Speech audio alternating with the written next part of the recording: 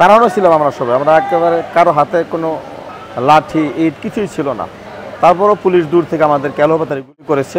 তাদের সাথে বিজিবিও ছিল। তবে আমরা পত্রিকা যারা দেখেছি যে পুলিশের রাইফেলে সীমান্তের গুলি ছিল, তা ডাক্তার বলছে আমার গুলিটা অনেক বড়। আমি যেহেতু বনশ্রীর শিক্ষক, বনশ্রীতে অসংখ্য স্কুল আছে, আইডিয়াল স্কুল সহ বড় বড় স্কুল আছে।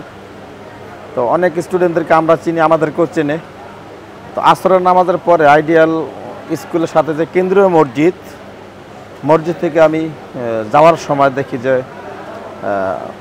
বাচ্চারা রাস্তায় আছে, গার্ডিয়ান আছে, কিছু ধাওয়া পাল্টা দেওয়া হচ্ছে, কিছু গুলির আওয়াজও হচ্ছে। তখন আমি দেখলাম আমার চোখের সামনে কিছু বাচ্চারা গুলি খেয়েছে, ছোট ছোট বাচ্চা 6, 7 পড়ে 8, 9 আহত হয়েছে। আমি তাদেরকে সেভ করতে গিয়ে শিক্ষক হিসেবে তাদের পাশে দাঁড়িয়েছি যে তোমরা সরো, গুলি খাওয়া যাবে না, তোমরা ছোট মানুষ।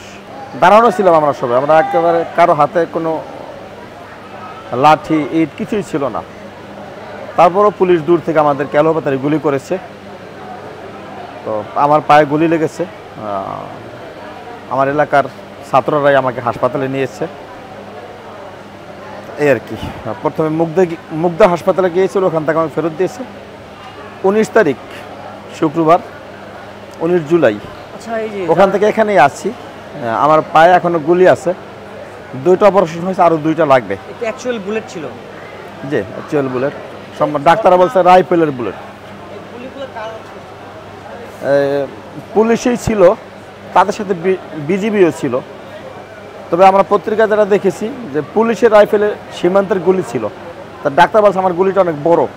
না, সেটা হয়তো আপনারা ভালো বলতে পারবেন, কিন্তু আমাদের চোখের সামনে হেলিকপ্টার থেকে গুলি করা হয়েছে, পুলিশ গুলি করেছে, আমরা দেখেছি। সেটা নিয়ে আমি সেই বিতর্কে যাব না। তবে বনশ্রী আবাসিক এলাকা প্রতিটা রোডে মানুষের বারান্দা বসে গুলি খেয়েছে। আমি উত্তর হিসেবে আন্দোলনের সাথে সরাসরি রাস্তায় ছিলাম না, বাট ছাত্রদের পাশে ছিলাম শিক্ষক হিসেবে। খুবই দুঃখজনক।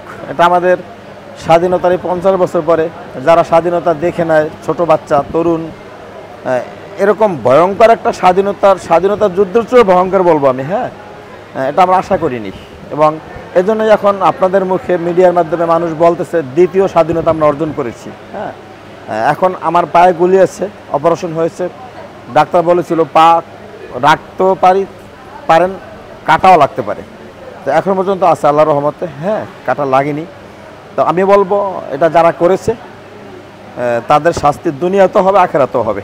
এখন নিরাপদে আপনি যে কারোর সাথে যে কোনো ধরনের কথাবার্তা বলতে পারবেন স্বাধীন জাতি হিসাবে। এটা আমাদের শিক্ষক হিসাবে আমি গর্বিত। আহত হলে এটা আপনারা সান্ত্বনা? অবশ্যই, অবশ্যই।